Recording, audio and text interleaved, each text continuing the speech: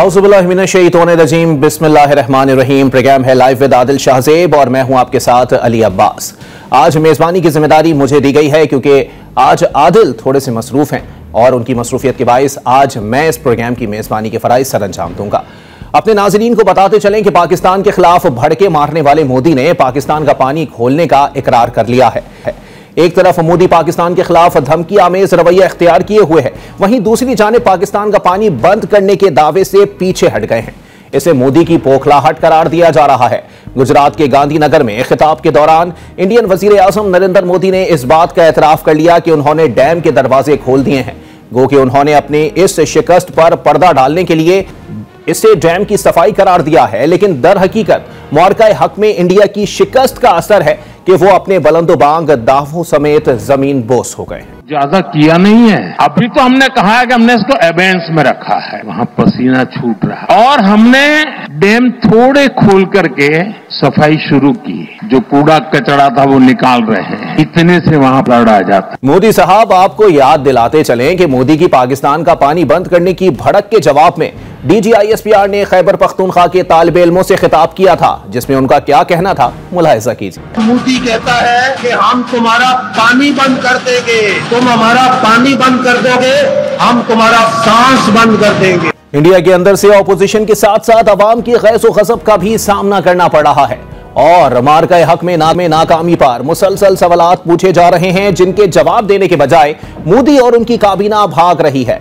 Opposition leader Rahul Gandhi ने मोदी की खारजा policy को नाकाम करार दिया, लेकिन इस पर इंडियन वजीर खारजा S.J. शंकर से सवालात पूछते हुए राहुल गांधी ने लिखा कि पाकिस्तान के खिलाफ किसी मुल्क ने साथ क्यों नहीं दिया। क्या वजीर खारजा बताएंगे अमरीकी सदर ट्रंप से दोनों ममालिक के दरमियान सालिसी करने के लिए किसने कहा था। राहुल गांधी ने उन पर सवालात उठाए कि इंडियन हुकूमत की जानिब से मुकम्मल खामोशी है। दूसरी जानिब पाकिस्तान ने नरेंद्र मोदी के गुजरात में सजाए गए इंतखाबी थिएटर में की गई नुमाइशी तकरीर को नफरत अंगेज, पुरतशद्दुद और अक़वाम मुत्तहिदा के उसूलों की खिलाफ वर्जी करार देते हुए आलमी बरादरी से फौरी नोटिस लेने का मुतालबा किया है। दफ्तर खारजा के मुताबिक पाकिस्तान मोदी के बयानात को एक गैर जिम्मेदाराना इश्तियाल अंगेजी के तौर पर देखता है, जिसका मकसद मकबूजा जम्मू कश्मीर में जारी इंसानी हुकूक की पामालियों और आबादियाती तब्दीली के अमल से तवज्जो हटाना है। आपको बताते चलें कि नरेंद्र मोदी हालिया जंग में शिकस्त के बाद सियासी फवायद समेटने के लिए इश्तियाल अंगेज बयानात का सिलसिला जारी रखे हुए हैं। गुज़िश्ता शब गुजरात में तकरीर करते हुए पाकिस्तान के खिलाफ हर्जा सराई की मोदी के फिल्मी डायलॉग जैसे बयानात को खुद इंडिया में भी तनकीद का निशाना बनाया जा रहा है। इंडियन नेशनल कांग्रेस के रुकन पवन खेरा ने इस हवाले से क्या कहा है, उन्हीं की ज़बानी सुनिए। और नरेंद्र मोदी क्या कर रहे थे, वो क्या कर रहे थे उसका तो जिक्र करना भी मुझे लगता है इस गंभीर विषय पर उनका जिक्र करना मुझे लगता है बहुत मजाकिया, और ये मजाकिया विषय है नहीं। जिस तरह से वो कभी प्रेम चोपड़ा की तरह, कभी परेश रावल की तरह डायलॉग्स दे रहे हैं, साहब जा जाकर ये सिंदूर है, इसमें रगों में मांग क्या है, खून है, गर्म है, ठंडा है, और गोली खाओ रोटी खाओ, ये प्रधानमंत्री है। इंडियन तज्जियाकार करण थापर के चैनल दी वायर पर इंटरव्यू में इंस्टीट्यूट फॉर कॉन्फ्लिक्ट मैनेजमेंट के executive director Ajay Sahni Indian हुकूमत की नाअहली और इंडियन मीडिया के झूठ से पर्दाफाश कर चुके हैं। करण थापर ने सवाल किया कि इंडियन मीडिया का दावा है कि पाकिस्तान एयरफोर्स 20% तबाह हो चुकी है। अजय साहनी ने जवाब दिया कि भारतीय मीडिया सिर्फ मुबालगा आराई कर रही है ताकि झूठ की तशहीर की जा सके। इंडियन हुकूमत की फौजी हिकमत शदीद नाकामी का शिकार हो चुकी है। Express quite separately has claimed that 20% of Pakistan's air force infrastructure has been destroyed. Or is that a bit exaggerated? The very expression "a bit exaggerated" is a bit exaggerated. I mean, it's a ludicrous claim. और अब बात करेंगे पाकिस्तानी सियासत की, तो बानी PTI ने jail से रिहाई के लिए डील की पेशकश कर दी है। ये पैगाम उन्होंने अपनी हमशीरा के जरिए मीडिया तक पहुंचाया। बानी PTI की हमशीरा अलीमा खान के मुताबिक वो कुछ दो और कुछ लो के फॉर्मूले पर बातचीत के लिए तैयार हैं। आप हमारे से ना डरें, हमारे साथ आके बैठें, हमारे साथ बात करें। एक दफा हमें आज तक 2 साल में ये नहीं पता चला आपको हमारे भाई से चाहिए क्या है, आप मांग क्या रहे हैं, आप बताएं वो क्या चीज छोड़े तो आप उसको रिहा करेंगे। हम आपको यकीन से कहते हैं जो ईमानदारी से जो चीज होगी हम आपके साथ बातचीत करेंगे। साबिक सदारती तर्जुमान फरहतुल्लाह बाबर के हवाले से कुछ बात करें तो उन्होंने अपनी किताब दी जरदारी प्रेसिडेंसी में किए गए इंकिशाफात ने एक नई बहस का आगाज कर दिया है। फरहतुल्लाह बाबर ने इंकिशाफ किया है कि सदर जरदारी ने जनरल अशफाक परवेज कियानी की रजामंदी हासिल करने के बाद जनरल परवेज मुशर्रफ को मुस्ताफी होने पर मजबूर किया। अपनी याददाश्त में फरहतुल्लाह बाबर ने ये इंकिशाफ भी किया है कि किस तरह ऐवान सदर के बाहर 111 ब्रिगेड तैनात करके दबाव डाला गया ताकि चीफ जस्टिस इफ्तिखार मोहम्मद चौधरी को बहाल किया जा सके। ये किताब उन्होंने सदर जरदारी की पहली मुद्दत के दौरान बहैसियत सदारती तर्जुमान हालात और वाकयात का मुशाहिदा करने के बाद लिखी है। किताब में यह भी इंकिशाफ किया गया है कि नवाज शरीफ नून लीग और पीपल्स पार्टी के इत्तेहाद के दौरान भी सदारत के ख्वाहिशमंद थे। एक गैर रस्मी गुफ्तगू में नवाज शरीफ ने आसिफ अली जरदारी से कहा कि मेरी पार्टी समझती है कि मुझे सदर बनना चाहिए। इस पर आसिफ अली जरदारी ने मुस्कुराते हुए जवाब दिया कि मेरी पार्टी भी समझती है कि मुझे भी सदर बनना चाहिए। इसके बाद यह बहस वहीं खत्म हो गई। फरहतुल्लाह बाबर के इंकिशाफात और बानी पीटीआई की पेशकश का मुल्की सियासत पर क्या असर पड़ेगा? बानी पीटीआई ने डील की पेशकश तो की है और किसको की है, और पाकिस्तान इंडिया कशीदगी अब किस जानिब जा रही है? इन तमाम तर मामलात पर बात करने के लिए हमें ज्वाइन किया है साबिक वफाकी वजीर और पाकिस्तानी सिफारती वफ्द के अहम रुकन इंजीनियर खुर्रम दस्तगीर साहब ने।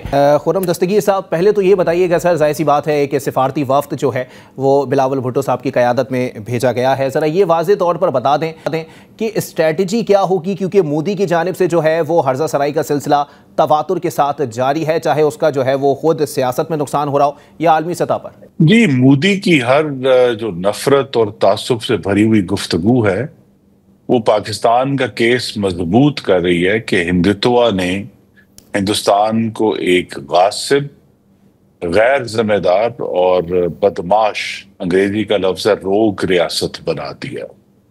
और जो कि पहले पाकिस्तान में दहशतगर्दी में मुलविस है, पाकिस्तान में किराए के कत्ल यानी असैसिनेशन कैंपेन में मुलविस है। उसके बाद उसने जो जिस तरह गैर जिम्मेदारी से इंडस वाटर ट्रीटी को मुअत्तल किया है और एक पूरी तहजीब जो है, जो दरिया सिंध की तहजीब है, उसको खतरे में डाला है कि जी मैं पानी बंद कर दूंगा। और उसके बाद एक बड़ा अहम पॉइंट है कि मार्का हक के दौरान जो इंतहाई गैर जिम्मेदारी यानी पागलपन की हद तक गैर जिम्मेदारी का मुजाहरा करते हुए जो बैलिस्टिक मिसाइल्स का इस्तेमाल किया है आखिरी रोज 10 तारीख को, तो ये मेन केस है जो 3 पॉइंट्स पर मबनी है। उसके बरक्स पाकिस्तान जो है उसने बहुत ही जिम्मेदारी का और इस पूरे जो जंग का दौरानिया था उसमें शफाफियत का मुजाहरा किया, यानी हिंदुस्तान मालूमात छुपा रहा था और पाकिस्तान मालूमात वक्त के साथ साथ दे रहा था।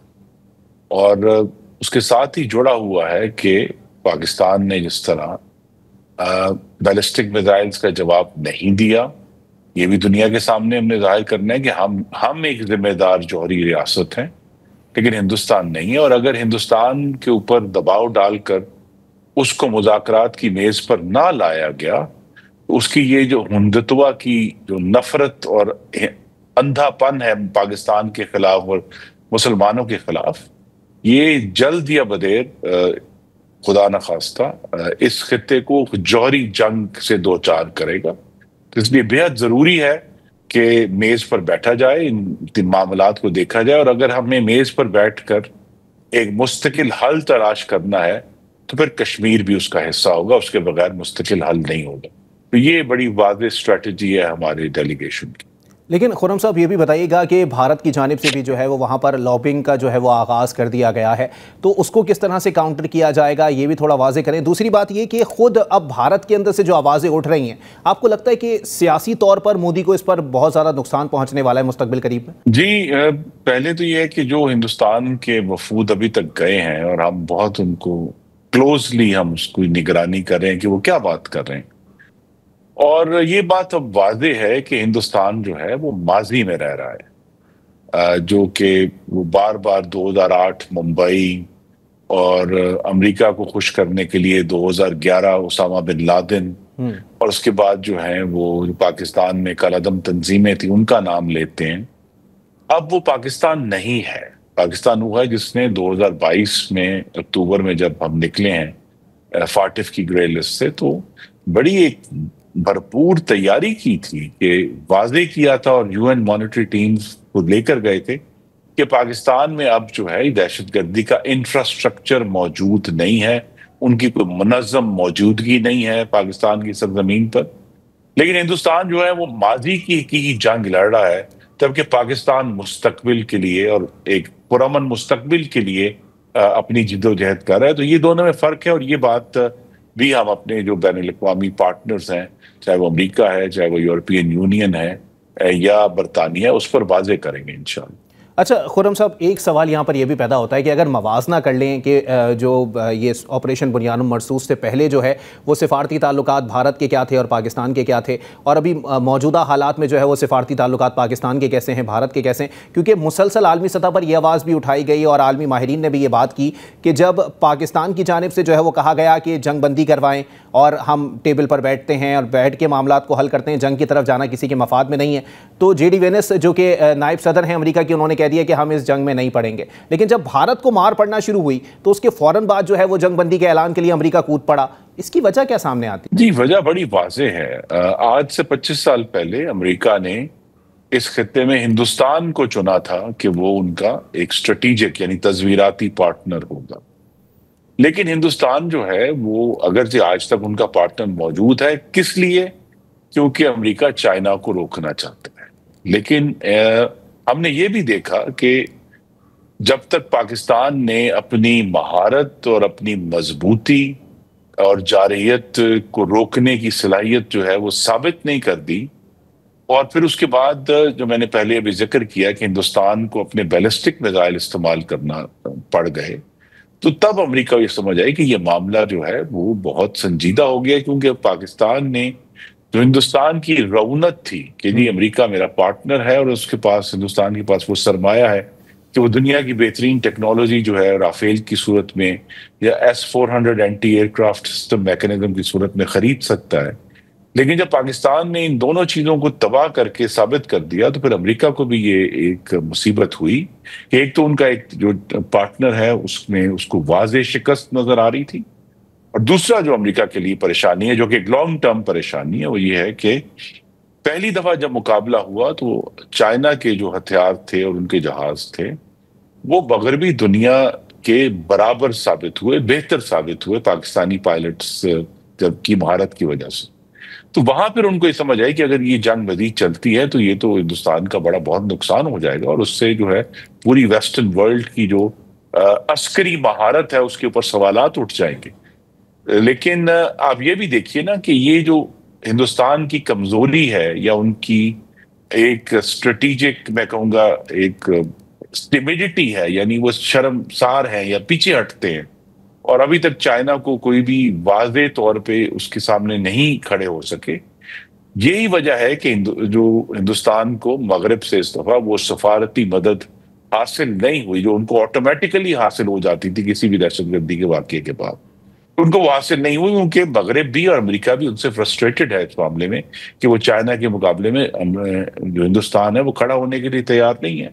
तो पाकिस्तान के लिए इस वजह से पाकिस्तान के जो कॉन्डक्ट था, जिम्मेदार कॉन्डक्ट था, पाकिस्तान की जो शफाफियत थी इंफॉर्मेशन फील्ड में, उसकी वजह से जो नए सफारतकारी के दरवाजे खुले हैं उन्हीं का हम इंशाल्लाह भरपूर फायदा उठाएंगे, और पाकिस्तान का केस जो है वो बड़े जारहाना तरीके से इंशाल्लाह लड़ेंगे। चलें, वैसे उम्मीद आप लोगों से यही है, लेकिन अब थोड़ा ज़रा मुल्की सियासत के ऊपर भी बात करते हैं सर, क्योंकि बानी PTI ने जो है वो डील की पेशकश कर दी है। अलीमा खान साहिबा ने बाज़ाब्ता ऐलान कर दिया है कि अगर कोई चाहता है कि गिव एंड टेक करना तो हम तैयार हैं। इस पर क्या कहेंगे सर?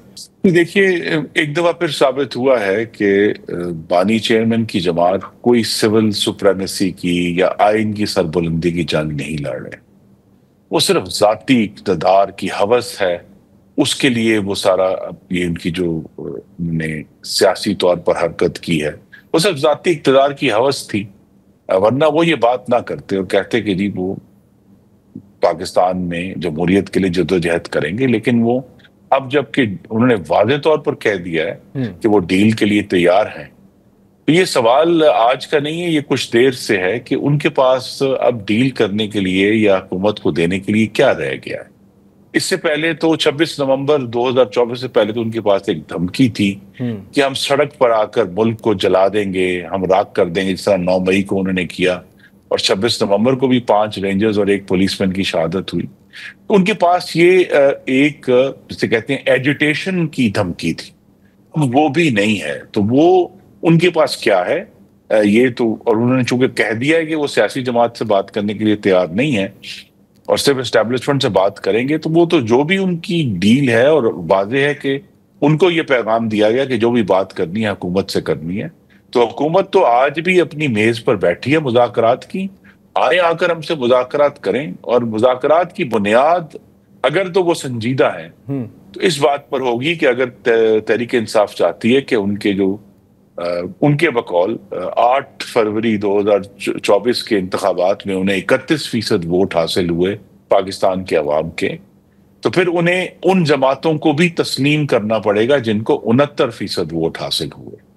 तो बाहमी एहतराम की बुनियाद, ये जो बार बार कहते हैं कि हम नहीं मानते, तमाम बरात भी लेते हैं, तनख्वाहें भी लेते हैं, फॉरेन टूर भी करते हैं, कहते हैं हम नहीं मानते इस जाली पार्लियामेंट को, तो उन्हें फिर ये हुकूमत को और पार्लियामान को तस्लीम करना है। वो उसका हिस्सा है, उसके तमाम फायदे उठा रहे हैं, और जब वो तस्लीम करेंगे तो फिर नई राहें खुलेंगी। और हम उनसे संजीदगी से ये बात उनसे जानना चाहते हैं कि आखिर 12 साल से खैबर पख्तूनख्वा में उनकी हुकूमत है, उन्होंने कोई सबक सीखा है कि पाकिस्तान के अवाम की खिदमत कैसे करनी है या दहशतगर्दी से कैसे लड़ना चाहते हैं?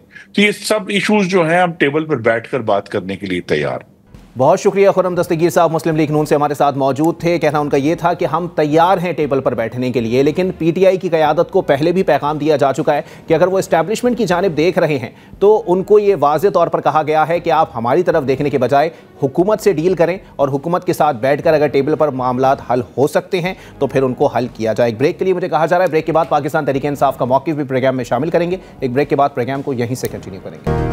वेलकम बैक नाज़रीन, पाकिस्तान तहरीक इंसाफ से इस वक्त हमें फवाद चौधरी साहब ज्वाइन कर चुके हैं। बहुत शुक्रिया फवाद साहब, आपने अपना कीमती वक्त इनायत किया है। फवाद साहब, पहले तो बताइएगा सर, क्योंकि जाहिर सी बात है बानी पीटीआई की जानिब से जो है वो डील की पेशकश की गई है और इसका ऐलान जो है वो अलीमा खान साहिबा ने किया है, इस बात को कैसा देख रहे हैं?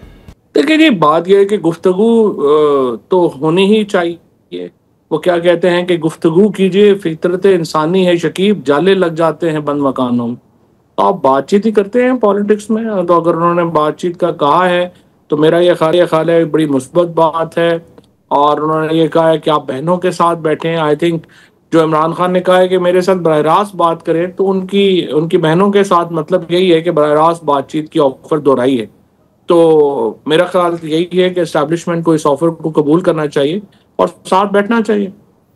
लेकिन फवाद साहब, पेशकश तो की गई है, लेकिन अब तक ये वाज़ेह नहीं है कि ये पेशकश की किसको गई है, हुकूमत को की गई है, एस्टैब्लिशमेंट को की गई है। सूरत हाल अब तक वाज़ेह नहीं है। नहीं, वो तो एस्टैब्लिशमेंट को की गई है ना, वो तो जाहिर है कि उन्होंने जो अपनी, अगर उनकी गुफ्तगू पूरी आप सुनेंगे तो वो तो एस्टैब्लिशमेंट ही को बात की गई है। और इससे पहले इमरान खान भी जब बात कर चुके हैं, वो एस्टैब्लिशमेंट ही को मुखातिब कर रहे हैं, पॉलिटिकल पार्टीज को वो मुखातिब नहीं कर रहे। तो ये जो पेशकश की गई है, आपको लगता है कि मशावरत शामिल है इसमें? बानी पीटीआई और तहरीक इंसाफ ने मशावरत के बाद ये पेशकश की है? नहीं, जाहिर है कि इसमें जो उनकी मुलाकात हुई है खान साहब से, तो उसके बाद उन्होंने ये बात कही है। और फिर आज जो उस्मा बीबी की और नौरीन बीबी की फिर मुलाकात हुई है और उन्होंने इसी मौक़िफ़ के ऊपर जो है वो दोबारा बात की है। तो इससे जाहिर है कि इमरान खान की और उनके ख़ानदान की मुशावरत हुई है, तो फिर ही उन्होंने ये बात कही। अच्छा फवाद साहब, आप भी तहरीक इंसाफ का हिस्सा हैं, ज़रा ये भी बताएं वाज़े तौर पर कि क्या तहरीक इंसाफ के जो कारकुनान हैं वो इस डील को तस्लीम कर सकेंगे, या फिर इसके असरात क्या मुरतब होंगे पीटीआई की सियासत के ऊपर?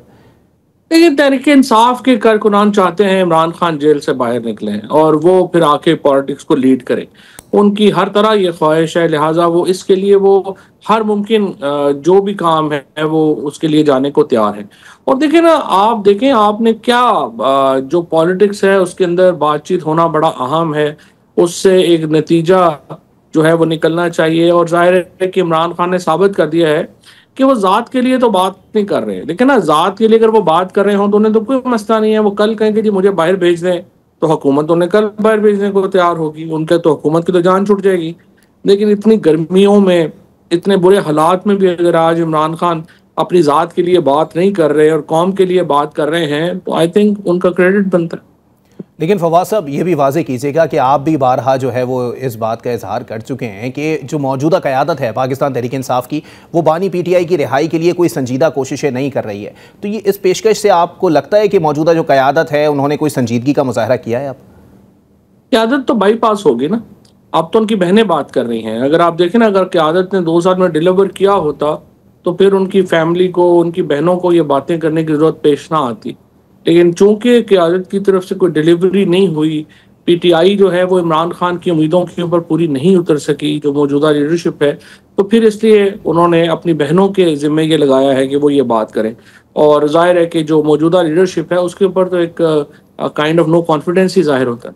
लेकिन फवाद साहब ये भी बताएं ना कि अगर इस पूरी सूरत हाल के अंदर देख लिया जाए तो इस डील की पेशकश का मकसद क्या हो सकता है, और इस पर सही मानों में अगर ये तस्वुर कर लिया जाए कि ये सियासी मंजरनामे को तब्दील करने की एक कोशिश तस्वुर की जा सकती है?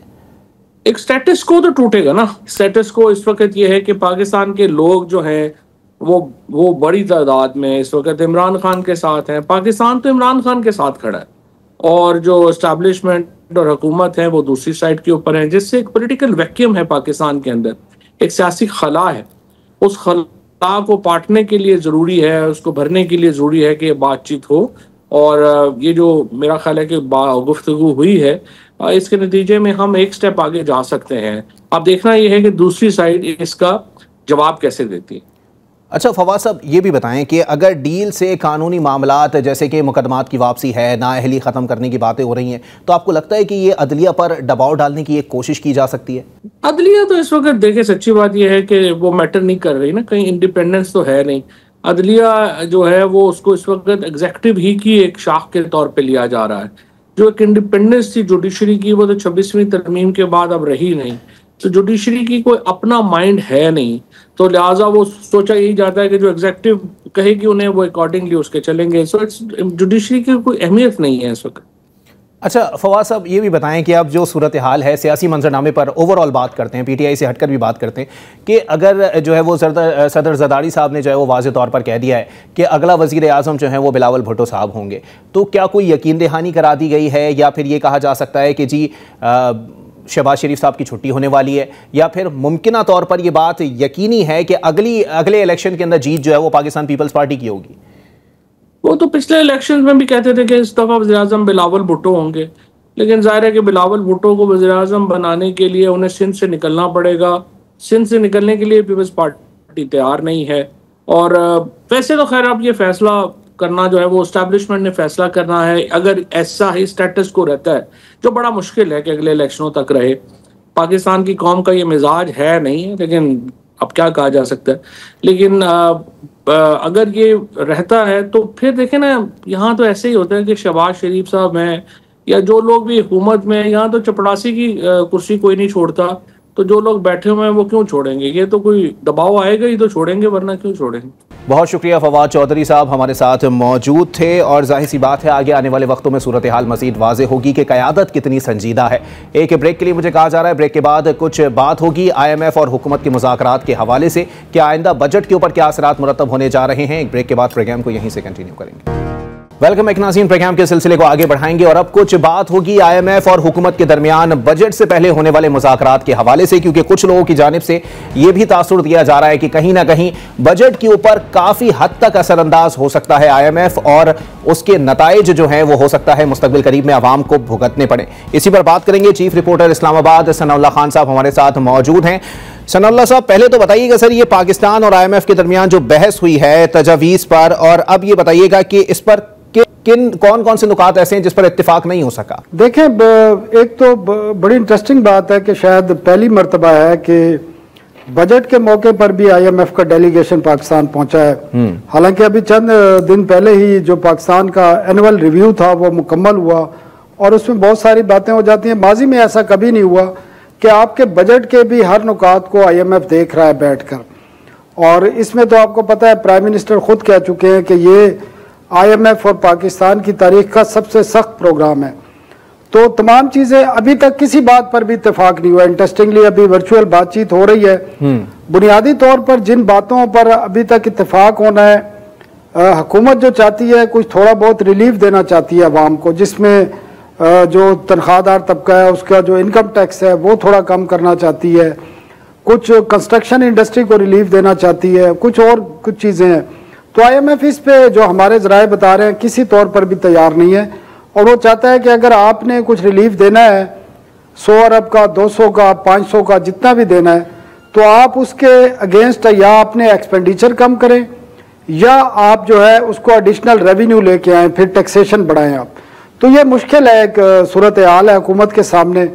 फिर डिफेंस में आपका जो इस वक्त एडवेंचर हुए हैं, 4 दिन जंग हुई है, पाकिस्तान के एक्सपेंडिचर भी हुआ है, तो और आगे फिर आपको डिफेंस का अपने जो अखराजात हैं, बजट है, उसको बढ़ाना पड़ेगा। तो ये तमाम चीज़ें हैं जिसमें IMF का मौक़िफ़ ये है कि हुकूमत अगर रिलीफ देना चाहती है, डिफेंस पे बढ़ाना चाहती है या कुछ और करना चाहती है, तो उसको अपने 2 तरीके इख्तियार करने होंगे। या तो अपने एक्सपेंडिचर कट करें जो वो करने के लिए तैयार नहीं है, दूसरा या वो फिर आप पब्लिक पर मजीद टैक्सेशन लगाएं। तो ये इस पर अब इत्तेफाक राख होगा तो ये बात आगे चलेगी। अच्छा सनाउल्लाह खान साहब, ये जो एक तासुर दिया जा रहा है कि काफ़ी हद तक IMF जो है वो असरअंदाज होगा, और कहीं ना कहीं ये भी कहा जा रहा है कि ये बजट जो है वो पाकिस्तान का नहीं बल्कि IMF का बजट होगा, तो इसमें किस हद तक जो है वो सदाकत है? क्योंकि जाहिर सी बात है आवाम जो है वो तो रिलीफ की उम्मीद लगाए बैठे हैं। देखिए, ये तो हम हमेशा ही आप सुनते हैं कि बजट जो है IMF का होता है जब पाकिस्तान IMF प्रोग्राम में हो, और इस वक्त पाकिस्तान IMF के 2 प्रोग्राम एक साथ लेके चल रहा है। एक तो एक्सटेंडेड फंड फैसिलिटी है और एक पाकिस्तान को नया प्रोग्राम मिला है जो क्लाइमेट रेजिलियंस के हवाले से 1.4 बिलियन डॉलर का है। तो इन दोनों प्रोग्राम की शराइत हैं और शराइत आपको पूरी करना पड़ेगी। और आपको याद है जब PTI के दौर में ये प्रोग्राम ब्रेक हुआ था और कुछ शराइत पूरी नहीं हुई थी, तो इस मुल्क के जो वज़ीर आज़म है जो उस वक्त थे शहबाज शरीफ PDM में या उसके बाद भी, तो उन्होंने 2 मरतबा जाके IMF की MD से मुलाकातें की। और अगर वो वीडियो रिकॉर्ड होती तो मैं तो ये समझता हूँ कि बड़ा मुश्किल काम था, और लगता ये है कि शहबाज शरीफ ने IMF की MD के पैर तक पकड़े इस प्रोग्राम को लेने के लिए। तो उन्होंने भी फिर अब, और पाकिस्तान पे उनका कॉन्फिडेंस इतना नहीं था, जिसके बाद इतना सख्त प्रोग्राम किया कि एक रिव्यू मुकम्मल होने के फौरन बाद अब IMF की टीम पाकिस्तान आई और उन्होंने तमाम चीज़ें आपकी तय की बजट के हवाले से। जिन पर इत्तेफाक नहीं हो सका उन पर अभी बातचीत जारी है। उम्मीद है बातचीत हो जाएगी क्योंकि टाइम नहीं है, 10 जून की डेट है और आपको पता है आज चांद नजर नहीं आया तो 7 को ईद है, तो 9 तक तो ईद चलेगी। तो 10 को अगर बजट आता भी है तो जो मुझे नहीं लग रहा कि 10 को होगा, 11 या 12 को हो सकता है। 10 को हुआ तो अरकान पार्लियामेंट को फौरी तौर पर इस्लामाबाद पहुंचना पड़ेगा, तो मुश्किल सूरत हाल है। और रिलीफ जो है वो मुझे तो बहुत कम इम्कानात नजर आ रहे हैं कि कहीं रिलीफ होगा। लेकिन सनाउल्लाह खान साहब ये भी बताएं ना कि अगर ये एक माशी टीम बनाई गई है तो उस माशी टीम का काम है कि आलमी इदारों को किस तरह अपनी शराइत पर या फिर उनकी नरम शराइत पर राम करना है। तो ये तो सूरत हाल है क्योंकि कोई भी रियासत नाक से लकीरें निकालने के मूड में तो नहीं होती। देखिए, हमने तो निकाली हैं। अगर आप इस पर IMF प्रोग्राम या इससे पहले की सिचुएशन देखें पिछले 2-2.5 साल की, तो आपके यहाँ 40% का इन्फ्लेशन आया, जिसको हाइपर इन्फ्लेशन कहते हैं। आपने बिजली के रेटों में 200% इजाफा किया, आपने गैस के रेटों में 1100 से 1200% इंक्रीज किया, और ये सरकार खुद एक्सेप्ट कर रही है। आपने खाने पीने की चीजों पर भी 18% GST लगाया, आपने तनख्वाहदार तबके पर 40% तक इनकम टैक्स लगाया। तो काम तो हुए हैं और इसके लोगों का इम्पैक्ट भी आया। लोग ऐसे भी हैं जो वर्ल्ड बैंक और फूड ऑर्गेनाइजेशन जो UN का इदारा है वो कहता है कि 1 करोड़ से ज्यादा लोगों के पास खाने को नहीं है। आपकी 40% आबादी जो है बिलो द पॉवर्टी लाइन चली गई है। तो इम्पैक्ट तो आया है। जो IMF का एक हार्ड किस्म की शराइत थी उनका इम्पैक्ट तो आया है लोगों के ऊपर। लोगों की सूरत हाल खराब हुई है, परचेजिंग पावर खत्म हो गई है, आपका जो ऑयल कंजम्पशन है उसमें कमी आना शुरू हो गई है, आपकी जो बाकी जो सेल है, आप पिछली ईद की सेल निकाल के देख लें उसमें काफ़ी कमी आई है, क्योंकि लोगों के पास सकत ही नहीं है। लोग यूटिलिटी के बिल, बच्चों की फीस देने के बाद उनके पास बचता क्या है। तो मुश्किल है और हुकूमत को इस बात का एहसास भी है और वो चाहते हैं कुछ रिलीफ दें, कुछ जो तनख्वाहदार तबके है उसको रिलीफ दें, कुछ और चीज़ों में रिलीफ आए। लेकिन प्रॉब्लम यह है कि IMF के प्रोग्राम में होते हुए आप अपनी मर्जी से सब कुछ नहीं कर सकते। लेकिन IMF की बातें बताएं भी इनको सनाउल्लाह खान माननी साहब पड़ेंगी, कि जो शराइत भी सूरत माननी हाल पड़ेगी। है इसमें तो जो हुकूमत है वो ज्यादातर कोशिश कर रही है कि आलमी जो सरमायाकार हैं वो आके पाकिस्तान में सरमायाकारी करें। अगर इस हद तक मुश्किलात होंगी कि खुद आवाम परेशान हैं, खुद मकामी ताजिर परेशान हैं, तो फिर आलमी सरमायाकार कैसे सरमायाकारी करेंगे पाकिस्तान में आके? अली भाई, बात यह है कि जो हमारे यहाँ इन्वेस्टमेंट है, देखें दुनिया में जब इन्वेस्टमेंट होती है वो कॉम्पिटिटिव एनवायरनमेंट में होती है। हमारे यहाँ बेसिकली जो इश्यूज हैं, एक तो हमारे यहाँ इन्वायरमेंट कॉम्पिटिटिव नहीं है, आपकी एनर्जी कास्ट बहुत ज़्यादा है, लेकिन जो उससे ज़्यादा मसला है वो सिक्योरिटी का मसला है। आपको पता है पाकिस्तान में बलूचिस्तान में इन्वेस्टमेंट की अपॉर्चुनिटीज़ हैं, लेकिन सिक्योरिटी का इश्यूज़ है। चाइनीज़ पर अटैक हुए हैं, कराची तक के शहर में अटैक हुए हैं। ये और बात है कि इसमें हमारा दुश्मन मुल्क मुलविस था, और ये तमाम चीज़ें तो है सामने आ चुकी हैं। तो इस एनवायरनमेंट में सरमायाकार आना तो दूर की बात है। इस वक्त आपकी डोमेस्टिक इन्वेस्टमेंट बड़ी बुरी तरह मुतासर हुई है, और गुज़श्ता चंद सालों में जो है आपका जो ब्रेन ड्रेन हुआ है, आपकी जो यहाँ से फाइनेंसिंग लोकल इन्वेस्टमेंट ने जाके बांग्लादेश में और दुबई में इन्वेस्टमेंट की है, इस पर तो बड़ी रिपोर्ट्स आ चुकी हैं कितनी इन्वेस्टमेंट हुई है।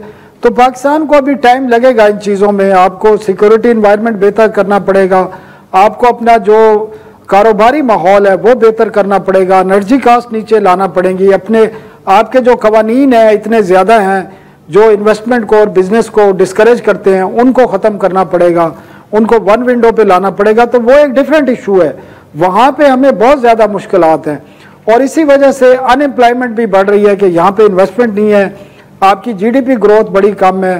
तो ग्रोथ जब 4% 5% पे जाएगी तो आपको ये समझ आएगा कि हाँ अब डोमेस्टिक इन्वेस्टमेंट हो रही है, और जब डोमेस्टिक इन्वेस्टमेंट होगी तो फिर फॉरेन इन्वेस्टमेंट भी आएगी, और उसके लिए सिक्योरिटी एनवायरनमेंट और कॉम्पिटिटिव एनवायरनमेंट जरूरी है। ठीक है, बहुत शुक्रिया। सनाउल्लाह खान हमसे मुफस्सल गुफ्तगू कर रहे थे। आगे आने वाले वक्तों में सूरत हाल मजीद वाज़े होगी। बजट करीब है, लेकिन आवाम अभी से चीख रहे हैं क्योंकि अभी भी हालात वैसे नहीं हैं जैसे बयान किए जा रहे हैं, और बजट के बाद सूरत हाल मजीद अबतर होगी या किसी बेहतरी की उम्मीद लगाई जा सकती है। आगे आने वाले वक्तों में ये सूरत हाल मजीद वाज़े हो जाएगी। एक ब्रेक के लिए मुझे कहा जा रहा है, ब्रेक के बाद कुछ बात करेंगे खैबर पख्तूनख्वा के मेगा स्कैंडल के हवाले से। एक ब्रेक के बाद प्रोग्राम को यहीं से कंटिन्यू करेंगे। वेलकम बैक नाज़रीन, प्रोग्राम के सिलसिले को आगे बढ़ाएंगे और अब कुछ बात करेंगे खैबर पख्तूनख्वा में होने वाली बेज़ाब्तगियों की सिर्फ एक कड़ी के हवाले से। 12 साल कबल खैबर पख्तूनख्वा में करप्शन के खात्मे और शफाफ तर्ज हुक्मरानी के वादे के साथ इक़्तिदार में आने वाली पाकिस्तान तहरीक इंसाफ की हुकूमत आज खुद मुल्क की तारीख के एक बड़े मालियाती स्कैंडल में घिर चुकी है।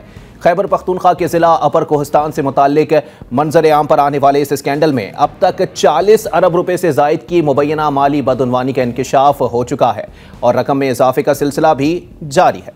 अब आपको बताएं कि इब्तदाई शवाहिद से ये तासुर मिल रहा है कि ये कोई इनफरादी या महदूद पैमाने की बदउनवानी नहीं, बल्कि एक मुनज़्ज़म, जदीद और पेचीदा फ्रॉड है जिसमें कई सरकारी इदारे, एहलकार, बैंक मुलाजमीन और मुमकिना तौर पर बाअसर सियासी शख्सियात मुलव्विस हैं।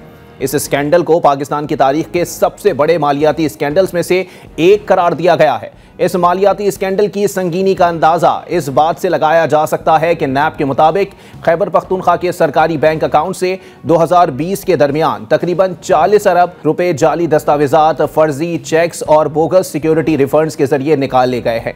ये रकम न सिर्फ एक पसमानदा जिले के सालाना तरक्याती बजट से कई गुना ज्यादा है, बल्कि पूरे सूबे के माली नज़्मो नस्क पर भी एक सवालिया निशान बन गई है। जिले का सालाना तरक्याती बजट सिर्फ 50 करोड़ से 1.5 अरब के दरमियान होता है, लेकिन 2020 से 2024 के दरमियान 5 वर्षों में 40 अरब रुपए हुकूमती बैंक अकाउंट से जाली तौर पर निकलवाए गए। ये रकम कई दिहाइयों के तरक्याती फंड से भी कहीं ज्यादा है।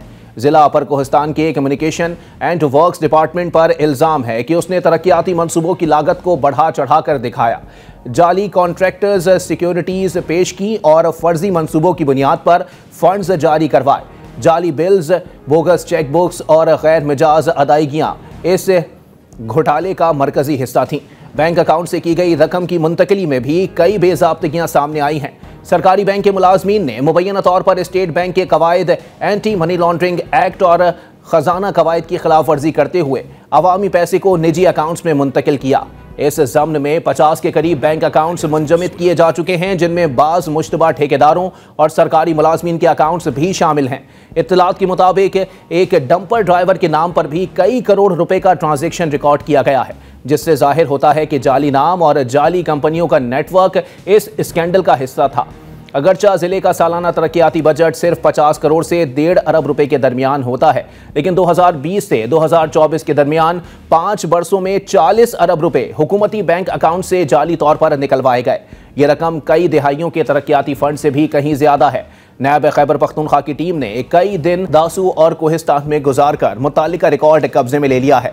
अगरचा बाज मुश्तबा कॉन्ट्रैक्टर्स और अकाउंट होल्डर्स ने इन इल्जामात को मुस्तरद किया है और नैब पर गलत फहमी का इल्जाम लगाया है, लेकिन मौजूदा शवाहिद और इकदामात ये साबित करते हैं कि मामला महज इंतजामी कोताही का नहीं बल्कि एक संजीदा, गहरी और मुनज़्ज़म माली बदउनवानी का है। इस स्कैंडल ने न सिर्फ खैबर पख्तूनख्वा के मालियाती निज़ाम बल्कि मुल्क के मजमूई एहतसाबी ढांचे की शफाफियत, फ़ालियत और खुद मुख्तारी पर भी कई सवालात खड़े कर दिए हैं। तहकीकात के दौरान मुबैना तौर पर एक हैरानकुन इंकिशाफ हुआ है कि एक डंपर ड्राइवर मुमताज़ के अकाउंट में तकरीबन 4.5 अरब रुपए मौजूद थे, जिन्होंने फौरी तौर पर नैब ने मुंजमद कर दिया है। मज़कूरा ड्राइवर ने एक फर्जी कंस्ट्रक्शन कंपनी बना रखी थी। शवाहिद के मुताबिक कुल मिलाकर इसके अकाउंट्स में तकरीबन 7 अरब रुपए मशकूक ट्रांजेक्शंस के जरिए जमा कराए गए। करप्शन के हवाले से बानी पीटीआई का खुद का मौक़िफ़ हमेशा से यही रहा है कि अगर किसी के खिलाफ कोई ऐसा केस आए तो पहले मुस्ताफ़ी हो, लेकिन खुद उनकी पार्टी के खिलाफ मेगा स्कैंडल सामने आने पर कोई मुस्ताफ़ी तो ना हुआ, बल्कि वज़ीर आला खैबर पख्तूनख्वा अली अमीन गंडापुर की जानिब से साख को नुकसान पहुंचाने के इल्ज़ाम में opposition leader Khyber Pakhtunkhwa assembly को 1 अरब रुपए हर्जाने का कानूनी नोटिस भेज दिया गया। Opposition leader Khyber Pakhtunkhwa assembly Abdullah ने एक बयान दिया था कि वज़ीर आला अली अमीन गंडापुर कोहिस्तान करप्शन स्कैंडल के मरकजी किरदार हैं और सूबे के वज़ीर आला की ही सरबराही में कमेटी तश्कील दी गई, यानी जिन पर इल्ज़ाम आयद किया गया है उन्हीं की सरबराही में कमेटी का क़याम किया गया। दूसरी तरफ कोहिस्तान स्कैंडल की इंक्वायरी के दौरान सूबे के अकाउंटेंट जनरल नसीरुद्दीन सरवर का अचानक तबादला कर दिया गया, जिस पर खैबर पख्तूनख्वा असेंबली की पब्लिक अकाउंट्स कमेटी के चेयरमैन स्पीकर बाबर सलीम सवाती ने सख्त नाराजगी का इजहार किया है। मई 2025 को controller general of accounts Islamabad के नाम एक मरासले में कमेटी के चेयरमैन ने इस तबादले पर शदीद तहफ़्फ़ुज़ात का इजहार करते हुए हुकाम से वजाहत तलब की है। बाबर सलीम सवाती ने कहा है कि तबादले का वक्त और उसके असरात तशवीशनाक हैं। इस नौयत की माली बेज़ाब्तगियाँ मुताल्लिका अफसरान की मिली भगत या गफलत के बगैर मुमकिन ना थीं। सियासी रद्द-ए-अमल की बात की जाए तो पीपल्स पार्टी के चेयरमैन बिलावल भुट्टो जरदारी ने न सिर्फ हुकूमत पर शदीद तनकीद की बल्कि ऐलान किया कि वो सूबा बचाओ तहरीक को गली कूचों तक फैलाएंगे। उनके मुताबिक खैबर पख्तूनख्वा की आवाम करप्शन, बेरोजगारी और लाकानूनियत से तंग आ चुकी है और उस पर हुकूमती जबर नाकाबिल कबूल है। आपको याद दिलाते चलें कि पीपल्स पार्टी खैबर पख्तूनख्वा में करप्शन के खिलाफ सूबा बचाओ मुहिम के सिलसिले में एहतजाज कर रही है, लेकिन सिर्फ अपोजिशन ही नहीं, खुद तहरीक इंसाफ के लोग भी इस स्कैंडल को तनकीद का निशाना बना रहे हैं। स्पीकर खैबर पख्तूनख्वा असेंबली बाबर सलीम का कहना है कि इस मामले पर जब मजीद तफ्तीश होगी तो पता चलेगा कि ये सिर्फ 40 अरब नहीं बल्कि 200 अरब रुपए का स्कैंडल है। मालियाती स्कैंडल सामने आया। Accountant general office, finance department और CNW डिपार्टमेंट, इन 3 डिपार्टमेंट्स के मिलाप से एक जिले में 36 अरब, ये एक जिले की बात हो रही है। अभी बाकी जिलों का नंबर आने वाला है। ये जब इन्वेस्टिगेट होगा तो आगे पता चलेगा कि कहानी कहां तक फैली हुई है। ये तकरीबन 200 अरब रुपए से जायद की बात है। इसी तमाम सूरत हाल पर बात करने के लिए हमारे साथ मौजूद हैं पाकिस्तान पीपल्स पार्टी के अहम रहनुमा हैं अहमद करीम कुंडी साहब। बहुत शुक्रिया अहमद साहब, आपने अपना कीमती वक्त इनायत किया। अहमद साहब, बताइएगा कि स्कैंडल का जो मरकजी किरदार है वो अपोजिशन लीडर वजीर आला KP को करार दे रहे हैं, लेकिन तहकीकात की निगरानी के लिए जो कमेटी बनी है उसकी निगरानी भी खुद वजीर आला के सुपुर्द की गई है। ये क्या मामला है? क्या इस मामले की तह तक जो है वो पहुंचा जा सकेगा? पाकिस्तान की तारीख का और ख़ासकर खैबर पख्तूनख्वा की तारीख का माली बदउनवानी का मेरे ख्याल में एक तारीख़ी मुकदमा है। बहैसियत पब्लिक अकाउंट्स कमेटी के क्योंकि हमारी यहाँ पे इस पर स्पेशल कमेटी बनी है और 2 नशिस्तें इसमें हो चुकी हैं और ये बेसिकली G10-113 एक अकाउंट था जिसमें तमाम वर्क्स डिपार्टमेंट के जितने भी सिक्योरिटी डिपॉजिट्स हैं या रिटेंशन मनी है उसको यहाँ पे पूल किया जाता था या पार्क किया जाता था और इसके ऊपर बेसिकली ऐसा एक मैकेनिज़्म रखा गया था इंटेंशनली जो कई सालों तक, जिसको मेरे ख्याल में साल के आखिर में आप ऐसे नहीं एनालाइज कर सकते थे जो इसमें कितना पैसा आया और कितना नहीं है, क्योंकि चारों वर्क्स डिपार्टमेंट के तमाम सिक्योरिटीज़ वगैरह यहाँ पे जमा होती थी और मैंने तो यहाँ पे बड़ा कैटेगोरिकली कहा है, 2 ऑफिसेज जो थे वो इसमें डायरेक्टली रिस्पॉन्सिबल हैं according to the constitution. Auditor general का जो ऑफिस है, उनके एजेंट जो है यहाँ पे अकाउंटेंट जनरल होते हैं यहाँ पे खैबर पख्तूनख्वा में।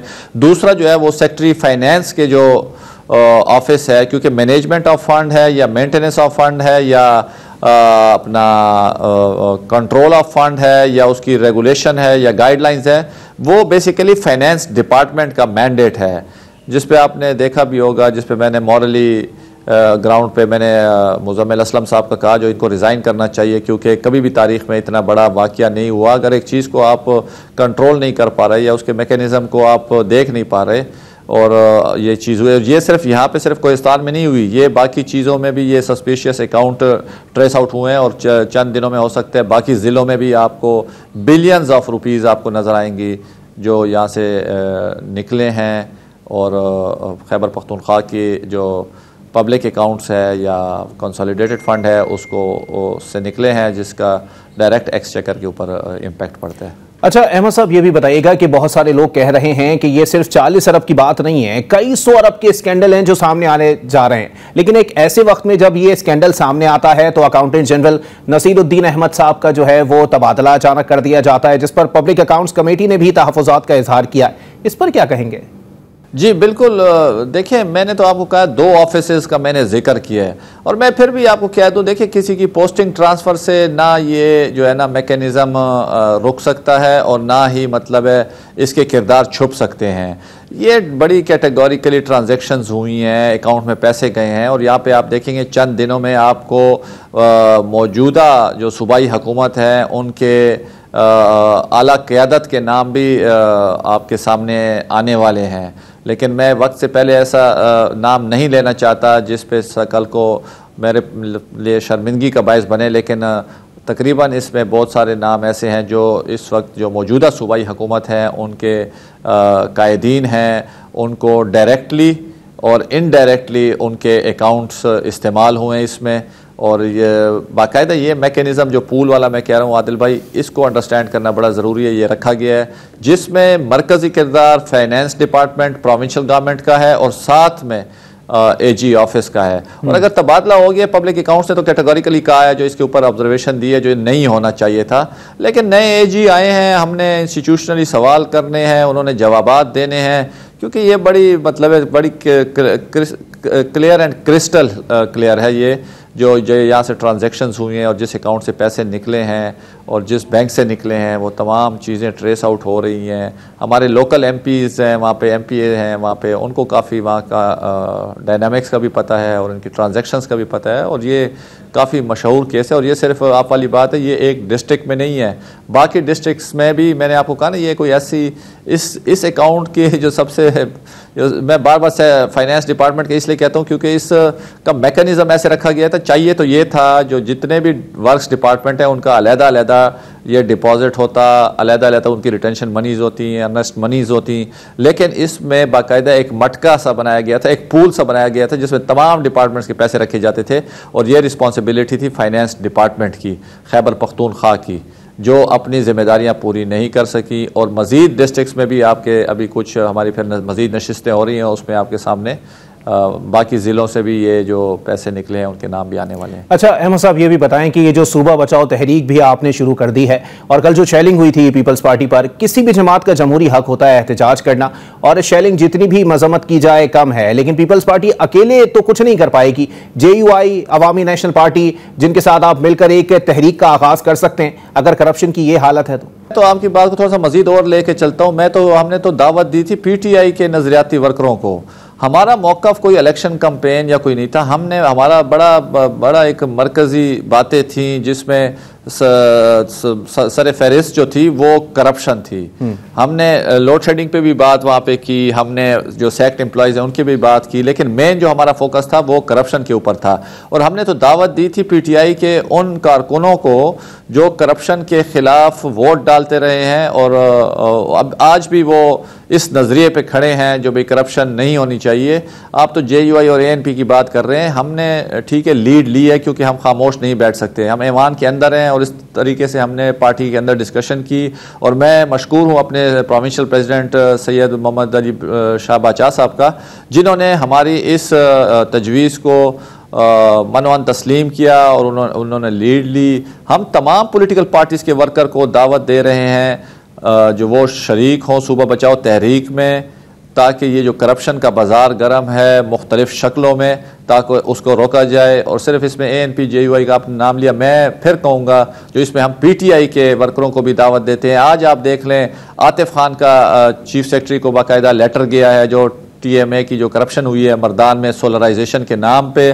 शकील खान साहब की बात को अगर आप देख लें या सुन रहे होंगे, मालाकंड से आवाज़ आ रही है जो वो रिलीजेस के ऊपर कॉन्ट्रैक्टर से 15% चार्ज कर रहे हैं। उसके अलावा गंदम की जो प्रोक्योरमेंट हुई है उसके ऊपर बात हो रही है। स्पीकर साहब बाबर सलीम सुवाती की पब्लिक अकाउंट्स कमेटी के इस इकदाम को हम खुशाइंद कहते हैं, जिन्होंने लाइव कर दिया। आप लाइव उसकी कवरेज देखें, लाइव उसके ऊपर आप सवालात कर सकते हैं, उसमें बैठ के कमेंट्स सुन सकते हैं, हमारे डिपार्टमेंट का क्या रोल जा रहा है, हमारे पार्लियामेंटेरियंस का क्या रोल जा रहा है। तो कहने का मकसद ये है, सर फहरिस्त ये करप्शन की बात है और हम तमाम सियासी वर्करों को मोबिलाइज कर रहे हैं। और आपने देखा होगा कल जो स्ट्रेंथ इकट्ठी हुई है उसमें सिर्फ पीपल्स पार्टी के वर्कर नहीं थे। मैं खैबर पख्तूनख्वा के पीपल्स पार्टी के तमाम जियालों का बेहद मशकूर और ममनून हूँ जो चतराल से वजीरिस्तान तक वो उन्होंने शिरकत की, लेकिन उसमें सिविल सोसाइटी के लोगों ने शिरकत की काफ़ी हद तक। बहुत शुक्रिया। अहमद करीम कुंडी साहब हमारे साथ मौजूद थे। अगर उस सूबे के अंदर करप्शन हो रही है, जिस सूबे के अंदर हुकूमत उस जमात की हो जिसने हमेशा करप्शन के खिलाफ आवाज उठाई है और कहीं ना कहीं करप्शन जिस पर सिर्फ इल्जाम लगा हो उनके मुस्ताफी होने का मुतालबा किया गया है, तो खुद एहतसाबी का अमल भी उतना ही संगीन होना चाहिए। और अगर वो चाहते हैं कि जमहूरियत का हुस्न एहतजाज है और हर जमात का हक है, तो उस जमात को ताकत के जोर पर दबाना ऐसी हुकूमत को जेब नहीं देता। इसी के साथ अली अब्बास को दीजिए इजाजत। सेहत ने साथ दिया और जिंदगी ने वफा की, तो फिर मुलाकात होगी। अल्लाह हाफिज।